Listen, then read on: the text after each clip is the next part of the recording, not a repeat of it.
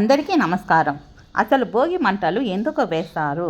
అందరూ అనుకున్నట్లు చలికాలం కనుక వెచ్చదనం కోసం ఈ చలి మంటలు వేసుకోవడం లేదు. ఆరోగ్యం కోసమని చెప్పాలి. ఎందుకంటే ధనుర్మాసం నెలంతా ఇంటి ముందు పెట్టిన గొబ్బెమ్మలను పిడకలుగా చేస్తారు. వాటిని ఈ భోగి మంటల్లో వాడుతారు. దేశీ ఆవు పేడ పిడకలను కాల్చడం వలన గాలి శుద్ధి అవుతుంది. సూక్ష్మక్రిములు నశిస్తాయి. ప్రాణవాయువు అధికంగా గాల్లో విడుదలవుతుంది. అది పీల్చడం ఆరోగ్యానికి మంచిది. అదీ కాక ఈ చలికాలంలోనే అనేక వ్యాధులు ప్రబలంగా వస్తాయి. ముఖ్యంగా శ్వాసకు సంబంధించిన అనేక రోగాలు పట్టి పీడిస్తాయి. వాటికి ఇది ఔషధంగా పనిచేస్తుంది.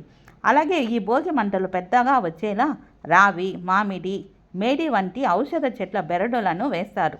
అవి బాగా కాలేలా ఆవు నెయ్యిని ఉపయోగిస్తారు. అలా అగ్నిహోత్రంలో వేసిన 10 గ్రాముల దేశీ ఆవు నెయ్యి నుంచి 1 టన్ను ప్రాణవాయువు విడుదలవుతుంది.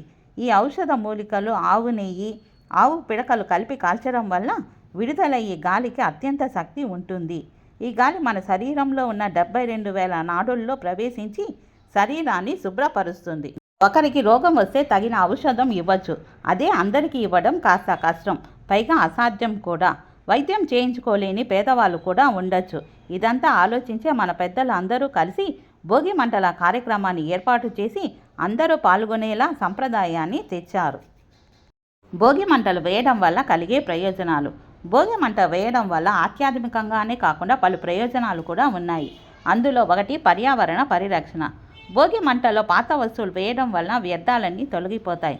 ఔషధ చెట్ల కలప, ఆవు నెయ్యి వేయడం వల్ల శరీరానికి మంచి జరుగుతుంది. అలాగే ప్రతి ఇంట్లో సుఖ సంతోషాలు నెలకొంటాయి. చెడు శక్తుల నుంచి ఉపశమనం పొందుతారు. అలాగే దుష్ట శక్తుల నుంచి కూడా ఉపశమనం పొందుతారు.